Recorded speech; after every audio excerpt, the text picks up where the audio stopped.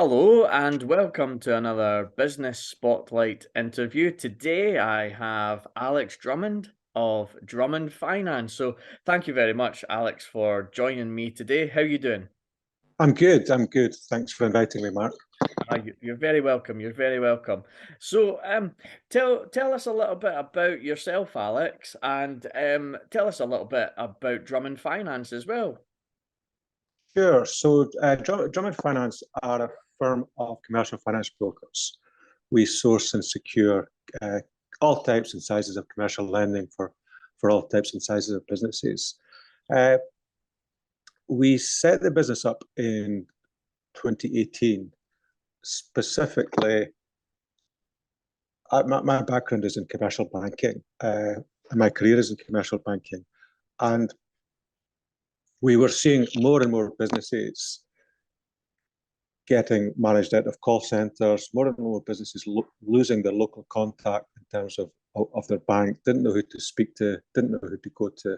So we wanted to set up a business which had local, accessible, face-to-face, experienced banker able to help businesses through the funding process. Excellent, excellent. And how has that journey been so far then, up until now, from 2018? It's been it's like any business, I guess. You sit down and you write a business plan on day one, and you think this is how it's going to go, and then it goes in all different directions, and you get all different issues coming up that obviously you hadn't planned for. I guess the big issue that we faced was COVID. We were set up as a business that was very face to face, was the key part of it. And then COVID came in, and that looked like it was going to restrict our ability to do that. We then found, obviously, Zoom, video calls, and actually, COVID was great because it actually, through the video calls, we were actually able to expand the geography in terms of the areas that we dealt with. We also were in an environment where businesses were obviously looking for help and looking for support through the government schemes. So we probably didn't anticipate being as busy as we were through COVID, but we were in an environment where the banks just couldn't cope with the level of volumes that they were coming through. So we were doing an awful lot in terms of supporting businesses through that process with their bank, or if their bank couldn't support them with an alternative funder. So that was really important to us. And then you get back on a level playing field, and then you have things like the way economy's gone in the last 9 months with interest rates, uncertainties in Aberdeen, obviously, oil, you've got the green issue. So there's constant challenges for businesses, but these challenges present opportunities for us because people need support. Yeah, excellent. You've taken a tough situation for everyone. You started off talking about COVID-19, in 2020. But you said that the opportunities come with that. You were then able to expand and speak to more people using Zoom. So that's brilliant. And just there, what you said there about the last 9 months in this country in particular have been really tough. And then just last week, the Bank of England raised interest rates again. So can you maybe tell us a little bit more about that, as how that is going to look out for the country in the sort of next year with those interest rates going up then? Well, I think the main challenge has been that we've been in a very low interest rate environment for a very long time. So, what probably wasn't the norm in terms of where rates were became the norm and became the expectation, and deals were done on that basis. Some of these deals are now due for renewal, repayment, having to be repriced. So that's bringing challenges because clients have had an expectation of where the price would be, and the price isn't there anymore. And again, just because of the challenges in terms of interest rates, then the lenders have become more cautious in terms of where the interest rate's going to go. So that's all made it a lot more difficult in terms of funding. But I've always said if it was easy, people wouldn't need us, so people come to us because they're finding it difficult. Mm-hmm. So again, that does create opportunities for us as well. So it is a bit of a double-edged sword, Mark. I just wish it was a bit easier than it is at the moment. Yeah, absolutely. Yeah, I think there's a lot of people that would agree with you there.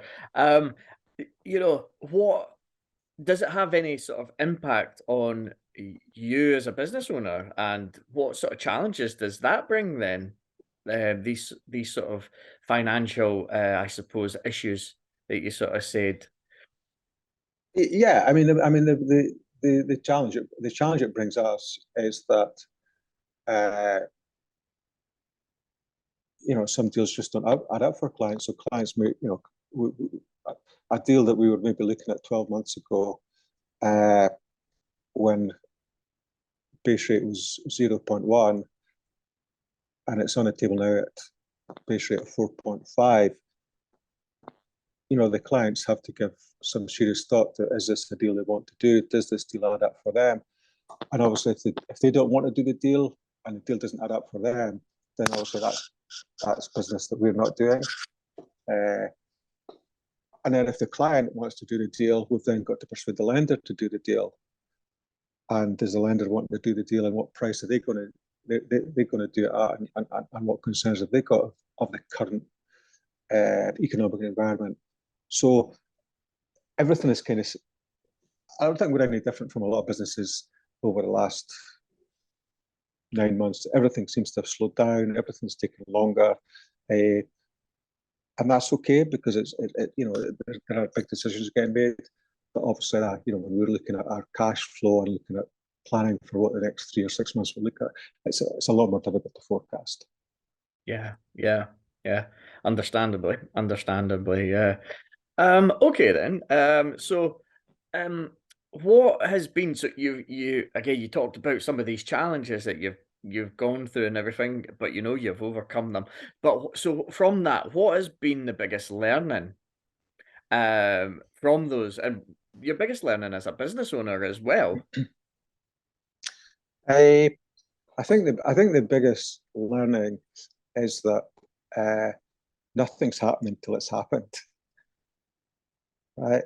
So there are so many occasions where on all sides of the table, whether it was from the client, the lender, or myself as a broker, there was a certainty that this deal was going to happen. There was a certainty in the timescale this deal was going to happen, and then some curveball comes in.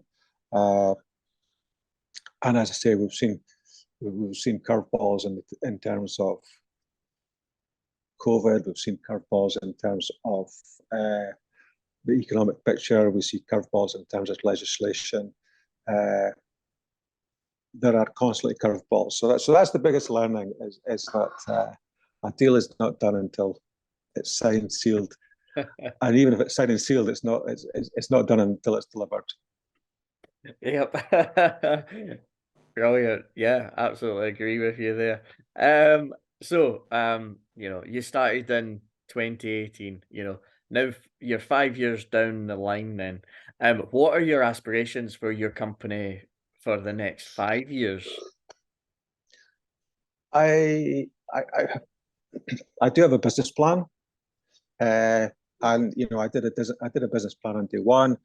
And that business plan had 4-year goals and 8-year goals, and it was interesting because some of the 4-year goals I didn't do, but that was through choice. But I had the choice to do them, so that was quite good to revisit that. I'm still working towards what 5 years ago were 8-year goals. Right? I've not yet looked beyond that, to be honest with you, Mark. But maybe this calls a prompt to do that.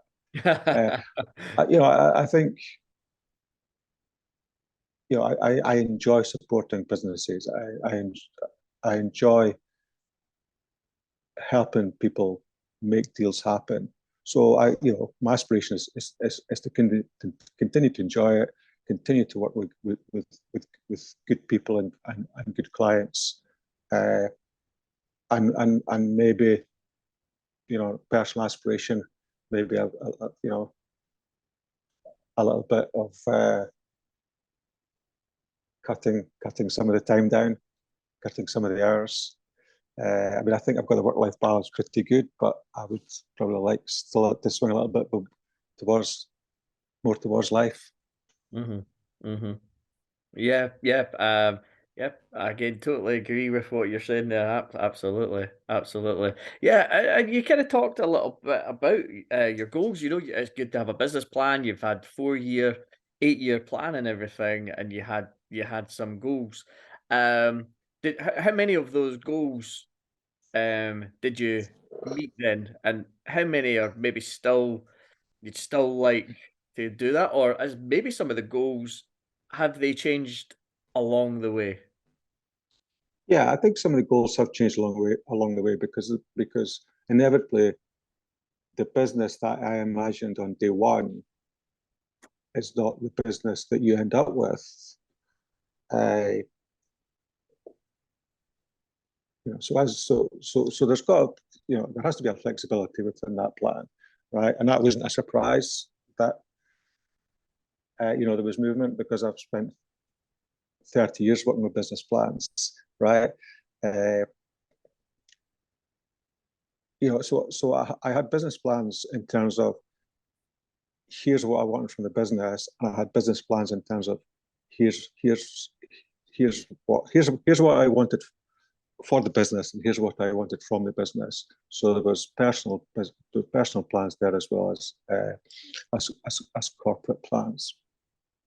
So yeah, I've ticked quite a few of these boxes. There's a few boxes that I didn't tick through choice. 3 or 4 years down the line, that wasn't as important as I thought it was going to be. But I think this is a good call actually to make me go and start to think we visit things. I am very passionate about a business plan. When I was in the bank, I saw a lot of business plans, and they were done for the purpose of the bank rather than for the purpose of the business. And sometimes I'd go back and I'd visit a client 12 or 18 months later, and things maybe hadn't worked out as they planned. And I was like, well, what about this, and this that you had in your business plan? And they're like, oh, it's, they'd gone to the bank, got the loan, and then the business plan had gone into the bottom of the drawer. Whereas to me, the business plan, should always be, even, there's some good stuff in the business plan. Pick it up and remind you sometimes of, oh, wow, yeah, I forgot about that. Right, I need to go back and do a bit more of that, and maybe do a bit of less of this. Yeah. Excellent. Again, I'm glad. It's funny how this interview kind of gave you a little bit of food for thought and everything. Yeah. But you're successful. You've got a very good business going here. What? But you're still fairly young. 2018 wasn't that long ago. So my last question then for you, if you were to, inspire any business owner, anyone who's wanting to start up a new business, then what advice would you give them? What's been the biggest thing that's really helped you get from 2018 to 2023 where we are now? I think it's important to have people around you who you can rely on in terms of having a coffee with, picking up the phone, just bouncing things off, because it can be quite lonely, right? And you will face issues that you haven't faced before, but they tend to be issues that other people have faced before, right? So sometimes, I've found it useful that I'm lucky. I've got good friends around me, and some of these, and a good friend isn't always a friend who says yes all the time, or you're doing a great thing, Alex. Sometimes a friend, has that, you need that critical voice, or you need that, what you're doing. You need huge, I've got huge support from my wife, and she's very good in terms of saying, well, wait a minute, what about this, this, and this? So I think that support network is huge, because it can be quite lonely, and yeah, look around you, listen, take advice.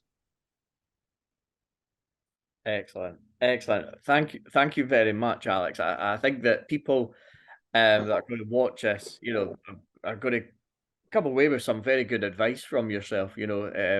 Especially when it comes to business planning. You were saying there, and I was writing down some very good things that you said there.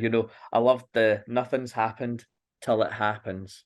I really like that. And then just what you said there, I agree with you. Surround yourself with good people. Absolutely. And everything again you just said there, some great pieces of advice there for anyone, whether they're new in a business or been running a business for a long time. So Alex, it's been great having you. It really has. So thank you very much for your Thank time. you. All right. Thank you very much for watching. Bye. Thank you.